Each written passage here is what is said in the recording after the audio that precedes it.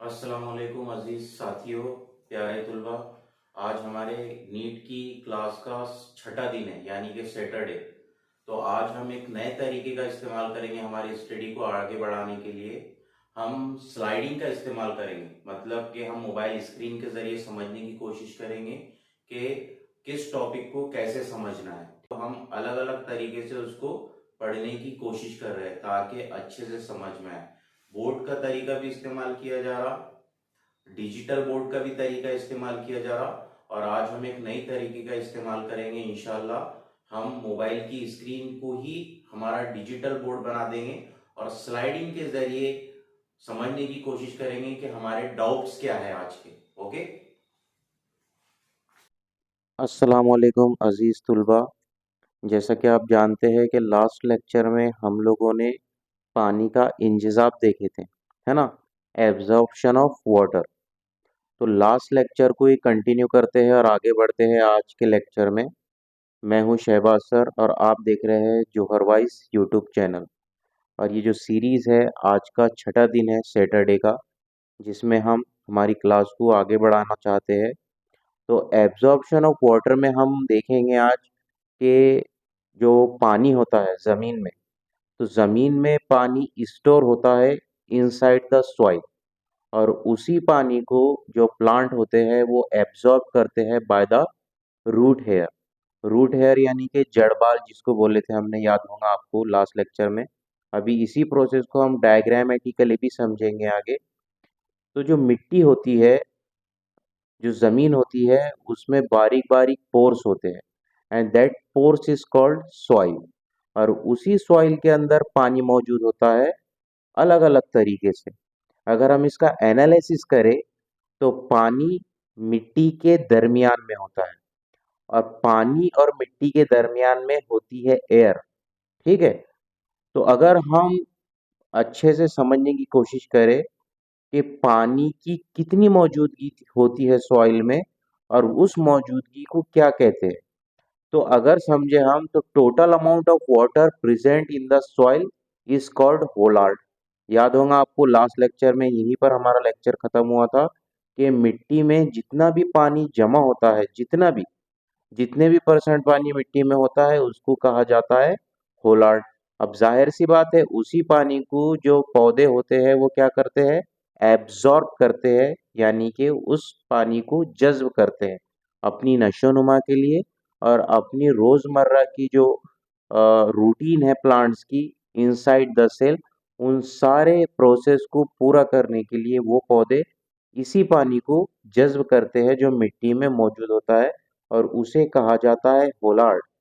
Next, जब पानी जज्ब किया जाता है बाय द रूट, उतना पानी जो रहता होता है उसको कहा जाता है क्रेसाट। मतलब जितना पानी जमीन में जज्ब है उसको होलार्ड कहते हैं। उसी पानी को जब पौधे जज्ब करते हैं तो उस पानी को क्रेसाट कहा जाता है। और जज्ब होने के बाद में जो पानी मिट्टी में रह जाता है तो उसे कहा जाता है इचार्ड। अब इसी को हम आगे बढ़ाते हैं, समझने की कोशिश करते हैं कि जो जड़ें होती है, जड़ों में ऐसी क्या चीज होती है जो इस पानी को और इस मिनरल को जज्ब करने का काम करती है। नेक्स्ट, अगर हम समझने की कोशिश करें इस पेज से, तो उसको कहा जाता है पाथवे। पाथवे का मतलब होता है रास्ता। पाथवे ऑफ वाटर मूवमेंट, मतलब कि पानी किस तरीके से मूव हो रहा है और किस रास्ते से मूव हो रहा है पौधों में। सॉइल टू जाइलेम, मतलब कि मिट्टी से जाइलेम तक के कैसे पहुंच रहा है, उसको यहाँ डायग्रामेटिकली शो किया गया है ये काम कैसे होता है।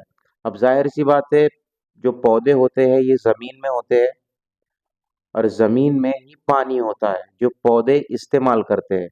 तो जो जड़ें होती है वो सॉइल से पानी को जज्ब करती है, यानी कि जो पानी होता है, they are move soil to root hair.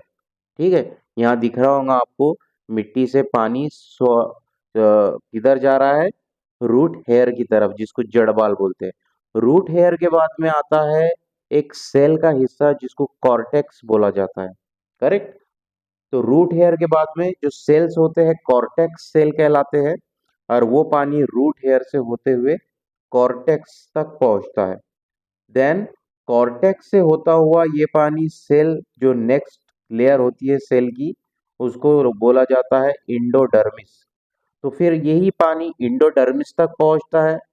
Then endodermis से होते हुए ये पानी पेरीसाइकल तक पहुंचता है।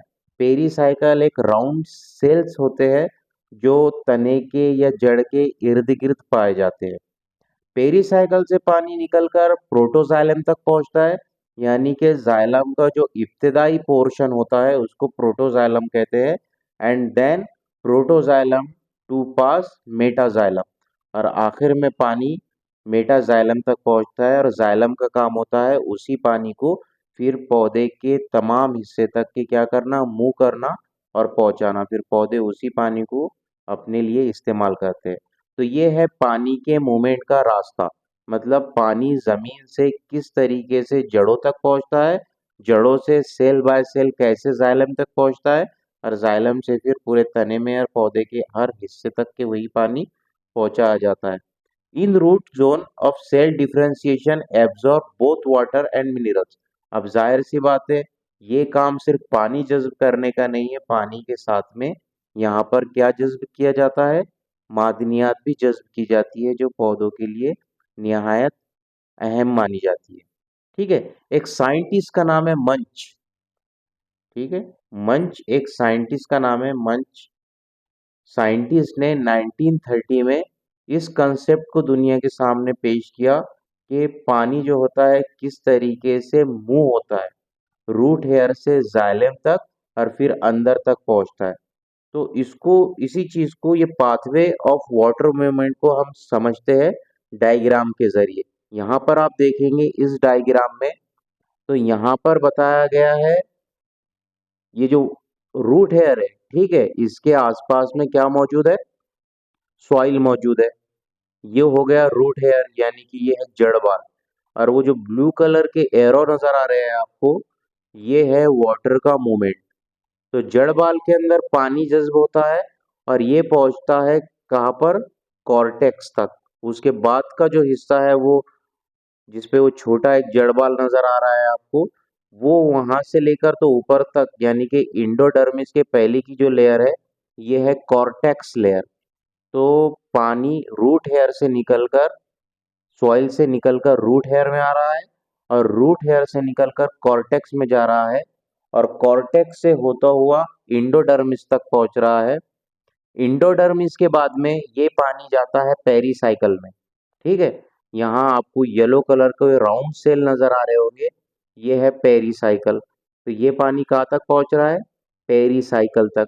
उसके बाद में ये पानी जो बारीक बारीक प्रोटोजाइलम होते हैं वहां तक पहुंचता है, and then that water passed protoxylem to metaxylem. ये ऐसे समझ लिए आपके जाइलम तक ये पानी पहुंचता है। ये था वाटर मूवमेंट, किस तरीके से पानी जड़ बाल से होता हुआ पहुंचता है कहाँ तक, जाइलम तक। और वो ही जाइलम जो होते हैं उस पानी को फिर क्या करते हैं, ऊपर मुंह करते हैं। अब आइए देखते हैं हम कि एक्चुअल में ये जो जड़ बाल होते हैं ये नजर कैसे आते हैं।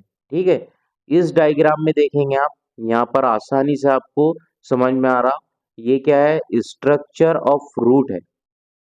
ये पूरी जड़ की डायग्राम है अगर आप देखेंगे तो, जिसको बोला जाता है स्ट्रक्चर ऑफ रूट। इस डायग्राम में बताया गया है कि निचला जो सबसे आखिरी हिस्सा होता है जड़ का, उसको कहा जाता है रूट कैप। रूट की टोपी समझ लीजिए आप, ऐसा जड़ टोपी। तो रूट कैप जो है, रूट कैप का काम क्या होता है कि आगे के जो टिश्यूज है, यानी कि ये बहुत नाजुक टिश्यूज है, तो कैप उन टिश्यूज को प्रोटेक्ट करके रखती है ताकि अंदर के जो सेल्स है वो महफूज रहे। रूट कैप के ऊपर का हिस्सा होता है region of meristematic activity. Region of meristematic activity का मतलब क्या होता है, जड़ का वो हिस्सा जिसमें नए सेल्स तैयार होते। ठीक है। अब जाहिर सी बात है, जब जड़ों की नशोनुमा होंगी तो जड़ें फैलेंगी, अंदर तक पेनेट्रेट होंगी जमीन में, अब जब अंदर तक पेनेट्रेट होंगी तो वो हिस्सा जिस पर ज्यादा हिस्सास खलियात है, जिस पर ज्यादा हिस्सास खलियात की नशोनुमा हो रही है, वो नाजुक है। तो उसी नाजुकपन को महफूज रखने के लिए या उसकी हिफाजत करने के लिए वो सामने क्या है, रूट कैप है। रूट कैप के ऊपर का जो हिस्सा होता है वो एक्टिव हिस्सा कहलाता है, जिसमें मेरिस्टेमेटिक एक्टिविटी होती है। मेरिस्टेमेटिक एक्टिविटी कहा जाता है नया नए खलियात बनने के अमल को। उसके ऊपर का जो हिस्सा है वो है region of elongation. Region of elongation का मतलब क्या होता है? इलोंगेशन का मतलब होता है कि बढ़ना या लंबना, इलोंगेट होना। तो ये वो रीजन है जड़ का जो क्या होता है, फैलता है। मतलब सामने का हिस्सा आगे बढ़ते जाता है और ऊपर का हिस्सा जो होता है ये लंबा होते जाता है ताकि जड़ को आगे पहुंचाया जाए। उसके ऊपर का जो पार्ट है जिसपे सबसे बड़ा एरो लगाया हुआ है वो है रीजन ऑफ मेचुरेशन। मतलब वो हिस्सा जो बालिग हो चुका है। तो जड़ को तीन हिस्सों में डिवाइड किया हुआ है। एक हिस्सा रीजन ऑफ मेरिस्टेमेटिक एक्टिविटी, दूसरा हिस्सा रीजन ऑफ इलोंगेशन, तीसरा हिस्सा रीजन ऑफ मेचुरेशन। ठीक है। और ये जो जड़ बाल होते हैं ये होते हैं रीजन ऑफ मैच्योरेशन के ऊपर। और यही जो जड़ बाल होते हैं वो जमीन से क्या करते हैं, पानी को जज्ब करते हैं। करेक्ट। अभी हम आगे बढ़ते हैं। तो पानी का जो वाटर मूवमेंट है, पानी का जो पाथवे है उसको दो हिस्सों पे डिवाइड किया हुआ है। एक हिस्सा कहलाता एपोप्लास्ट पाथवे और दूसरा हिस्सा कहलाता सिम्प्लास्ट पाथवे। तो एपोप्लास्ट पाथवे के अलावा इसको एपोप्लास्टिक मूवमेंट भी बोलते हैं। इसको हम इस डायग्राम से समझ सकते हैं आसानी से, ये वाली डायग्राम से। एपोप्लास्ट या एपोप्लास्टिक पाथवे क्या होता है? एपोप्लास्टिक पाथवे यानी कि ऐसा अमल पानी के पास होने का जिसमें रूट हेयर पानी को जाइलम तक पहुंचाते हैं। ठीक है। यानी कि रूट हेयर का काम होता है पानी को क्या करना, जाइलम तक के पहुंचाना, crossing the living cell membrane और साइटोप्लाज्म। और ये सारा काम कैसे होता है? ये तमाम पानी को क्रॉस करते हैं कॉर्टेक्स से, एपिडर्मिस से, और एपिडर्मिस से होता हुआ ये पानी कहाँ तक पहुंचता है, जाइलम तक पहुंचता है। तो इस किस्म का जो पाथवे होता है इसको मेटाबॉलिक एक्टिविटी कहते हैं, किसकी? एपोप्लास्ट पाथवे की। देन एपोप्लास्टिक एक्टिविटी या apoplastic movement occurs only up to endodermis. It is the interrupted by the presence of impermeable Lagosovarian Casparian strip in the wall of epidermal cell। मतलब ये है इसका कि जो एपोप्लास्टिक मूवमेंट है, यहाँ पर देख रहे होंगे आप नीचे एपोप्लास्टिक, ये जो ब्लू कलर की लाइन है ये एपोप्लास्टिक मूवमेंट है वाटर का। मतलब कि सेल में से जो पानी पास हो रहा है ये कॉर्टेक्स तक जा रहा है and then cortex pass this water to the pericycle. वो जो येलो कलर की लाइन नजर आ रही है जिसको कैस्पेरियन स्ट्रिप कहा गया है, वहां तक इस पानी को मूव किया जाता है। ठीक है। तो लैगोसेवरियन या कैस्पेरियन स्ट्रिप तक ये पानी पहुंचता है और इपिडर्मल लेयर के अंदर क्या होता है, स्टोर होता है। और उसके बाद में ये पानी दूसरे खलियात के जरिए कहाँ पहुंचाया जाता है, जाइलम तक। इसके बाद में आता है सिम्प्लास्ट पाथवे, या इसको सिम्प्लास्टिक पाथवे भी बोलते हैं, या इसको सिम्प्लास्टिक वाटर मूवमेंट भी बोलते हैं। तो water passes from cell to cell, मतलब हर खलिए से होता हुआ पानी साइटोप्लाज्म तक पहुंचता है। तो वो जो रेड लाइन नजर आ रही है आपको सिम्प्लास्टिक पाथवे की है, वो है रूट हेयर। और रूट हेयर के अंदर से वो पानी कॉर्टेक्स एपिडर्मिस से होता हुआ कहाँ जा रहा है, अंदर तक जा रहा है, इंटरिंग द सेल वोक्यूल्स। और इसके अलावा सेल के जो वोक्यूल्स होते हैं इनके अंदर ये पानी इंटर नहीं होता, डायरेक्ट डायरेक्ट अंदर तक जाता है, जो ट्रांसमेम्ब्रेन कहलाते हैं। It is a slower process influenced by the metabolic status of root. तो सिम्प्लास्टिक पाथवे जो है ये एक स्लोअर पाथवे है जिसमें पानी आराम से अंदर जाता है।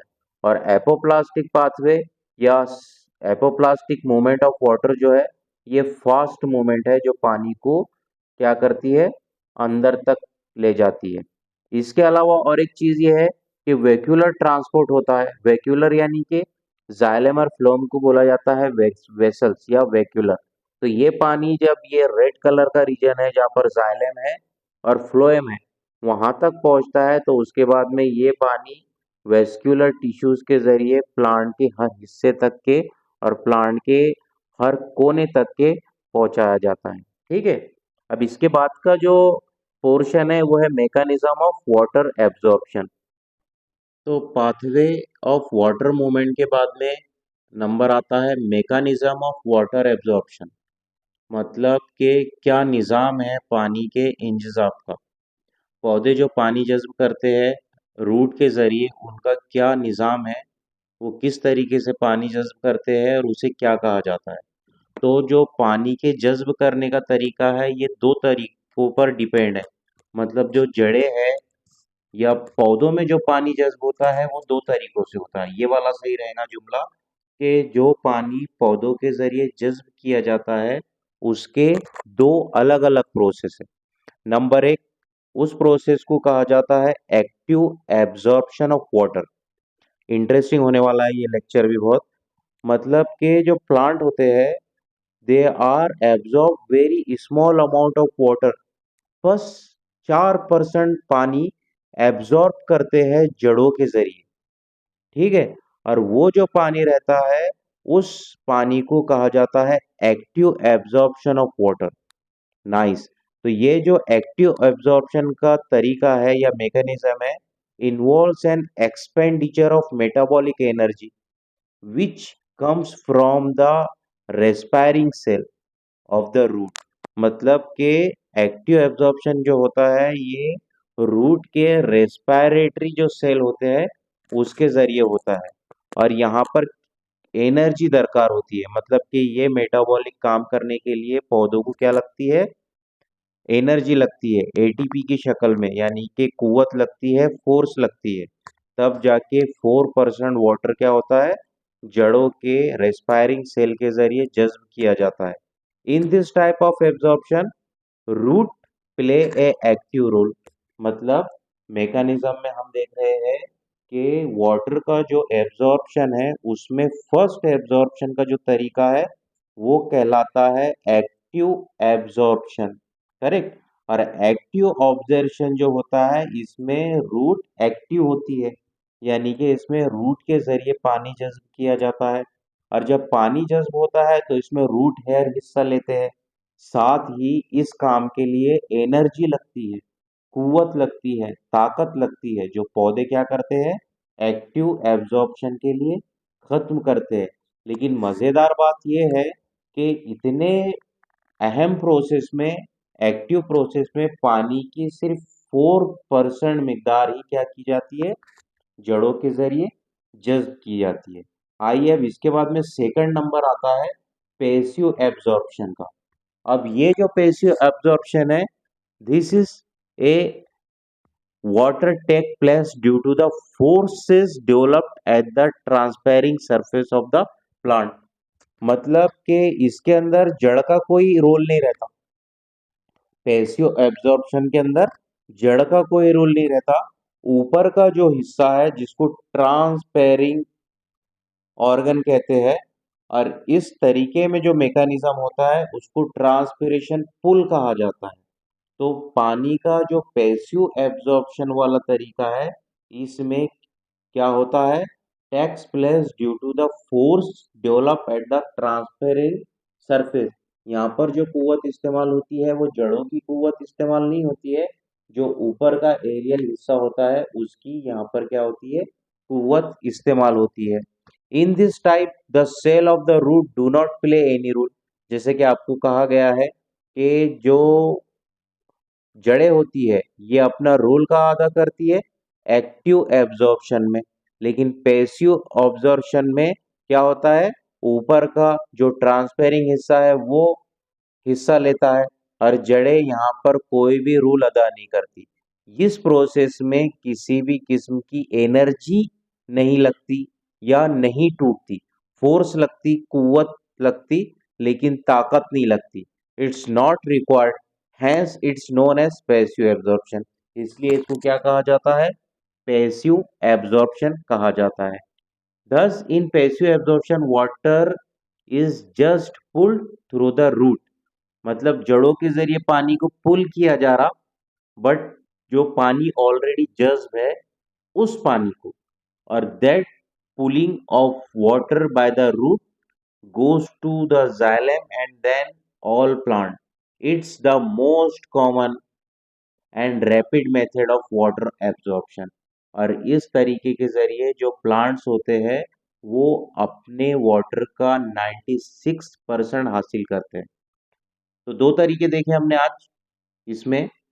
पहले तो देखे एब्जॉर्प्शन ऑफ वाटर में पाथवे ऑफ वाटर, यानी कि किस तरीके से पौधों को सॉइल के जरिए जज्ब किया जाता। उसके बाद में पाथवे में दो हिस्से देखे हमने, एपोप्लास्ट पाथवे देखे, सिम्प्लास्ट पाथवे देखे, उसको डायग्राम के जरिए समझे। और अभी देखे हमने मैकेनिज्म ऑफ एब्जॉर्प्शन, यानी कि दो तरीके एब्जॉर्प्शन के क्या निज़ाम है। एक एक्टिव एब्जॉर्प्शन जिसके जरिए 4% वाटर जज्ब किया जाता, और दूसरा तरीका देखे हमने पैसिव एब्जॉर्प्शन का। और ये जो हिस्सा है ये 96% ऑफ वाटर होता है प्लांट का, जो रैपिडली क्या किया जाता है, बार बार जज्ब किया जाता है, पौधे के तमाम हिस्सों को पहुंचाया जाता है। आई होप आज का भी लेक्चर आपको पसंद आया होगा। हम इन तरीकों का इस्तेमाल इसलिए कर रहे हैं ताकि आपको अलग अलग तरीके से कंटेंट मिले। आपको जब अलग अलग तरीके से कंटेंट मिलेगा तो आप भी इंटरेस्टिंग फील करेंगे। मतलब कि ऑल ओवर मुझे तो बहुत मजा आ रहा है आपको पढ़ाने में। अब ये आप पर डिपेंड करता है कि आप उस चीज को कैसा कैच करते हैं। ठीक है। तो आज ये पैराग्राफ या ये लिखकर डालने का मकसद ये था कि जो नीट की बुक है वो आने तक आपको ये मटेरियल दस्तयाब हो, आपको पढ़ने को मिले, आपको सोचने को मिले। ठीक है। तो इंशाल्लाह फिर मिलेंगे नेक्स्ट लेक्चर में। अगर आप कुछ भी इस लेक्चर के ताल्लुक से कमेंट करना चाहते हैं तो कमेंट सेक्शन के अंदर आपका प्रॉब्लम आप बता सकते हैं। इंशाल्लाह जिस तरीके से प्लाज्मोलाइसिस के ऊपर हमने इंटरेस्टिंग वीडियो बना के उसको क्लियर करने की कोशिश की है, दूसरे भी प्रॉब्लम्स के ऊपर ऐसे ही फोकस करेंगे, और इंशाअल्लाह हम कामयाब हो जाएंगे नीट एग्ज़ाम को पास करने में इंशाअल्लाह। चलिए, अल्लाह हाफिज़।